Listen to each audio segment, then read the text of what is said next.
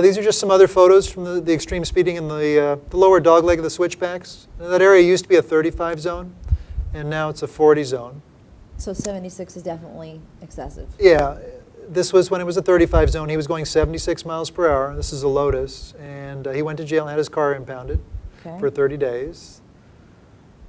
This is a Z06 Corvette. It's a special edition Corvette that's even more lightweight and faster than a regular Corvette. Wow. It has 500 horsepower. And I got him on moving mode radar. That's when I'm driving forward, my radar can pick up the speed of cars coming from the opposite direction. Wow. And between two hairpin curves, I was doing 26 miles per hour. He was doing 80 miles per hour in a 35 zone. So you can see the tow truck there. His car's getting impounded for 30 days. And you can't see him because he's in the back seat wearing handcuffs. He went to jail for reckless driving. Yeah. So again, there's two kinds of speeding in my mind. One is people that are late for the dentist, late for an appointment, taking the kids to school. That's fine. But this is extreme speeding. This is driving as fast as humanly possible for a thrill, a sick thrill that could kill somebody. Right, and when there's plenty of racing schools to go to, again, that we talked about earlier. Yes. So don't do it He around people had an hurt. interest in racing, and he should take that to the racetrack. Especially that car. Yes, exactly. Okay. Same thing, that dog leg in the switchbacks, 40 zone, he was going 86 miles per hour, and it's an 1986 Porsche. Car's being impounded. He went to jail for reckless driving. And this is also 86 miles per hour. This is a Dodge Viper, sports car, convertible. He had racing seat belts in the car. Some of these people that I arrest, they have racing accessories on their car, which again tells me that they have an interest in racing. Yeah, but not on the regular streets. There's no set age when people should stop driving. Right. But people should stop driving when they become frail. Okay. And we all slow down as we get older. I'm 47, and I don't have the same eyesight or hearing or reaction time or cognitive abilities. That means how we think and make decisions. Right.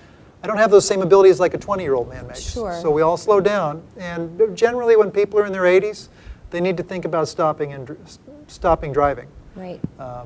Most families are afraid to tell mom or dad or grandma or grandpa. It's a difficult situation, different topic to discuss because no one wants to lose their freedom, and yet you don't want to hurt yourself or somebody else at the same time. So most families are not brave enough to tell mom or dad to stop driving. Right. And they wait, and unfortunately, sometimes the old folks are not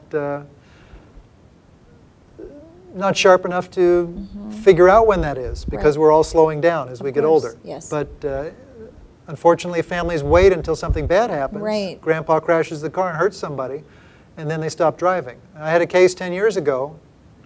Well, I should probably talk about this photo first. Okay, yeah. This was an 85-year-old lady near Peninsula High School in RPV, and she went up into somebody's driveway going about 45 miles per hour, and there were two cars already in the driveway, and she basically bowled them over, totaling 3 cars. Wow. And she pushed both of those cars into the garage doors. This was a case of pedal error, which is typical.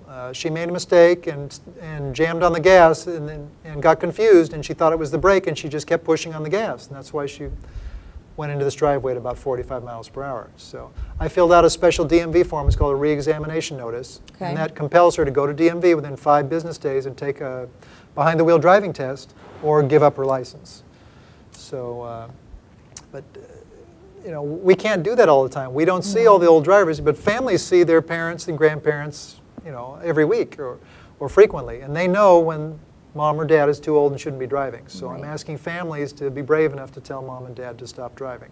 10 years ago, near Marymount College in RPV, there was a retired medical doctor. He was only 75. And he was backing out of his driveway, and they had an L-shaped driveway, and his wife was standing at the apex of the elbow of the driveway with her back to him. And she was waving to the neighbor across the street. And he had a case of pedal error. And he ran over her and killed her, dragging her body into the rose bushes. And she was stuck under the car, and she was dead. And the worst part of the story was he did the same thing a year earlier, and nobody stopped him from driving. He didn't stop driving himself, his wife didn't stop him, his family didn't stop him. And the only reason I knew that is because the paramedics told me. They were there a year earlier, and the family confirmed it.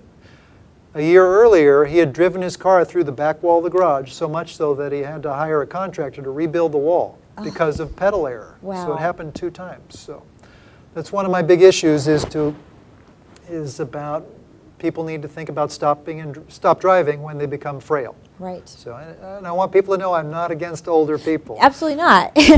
As we become a little bit older, we can when understand. I talk about different groups like bicyclists or motorcyclists or elderly drivers who might be frail, people think I'm picking on that group. I'm not. No. I'm just discussing traffic issues that are real, and Right. I just want people to think about it. Well, things that you see every day is good information for us and good information for the viewers. Officer Knox, thank you so much for sharing all this with us today, and remember to share the road. Thanks for joining us. Thank you.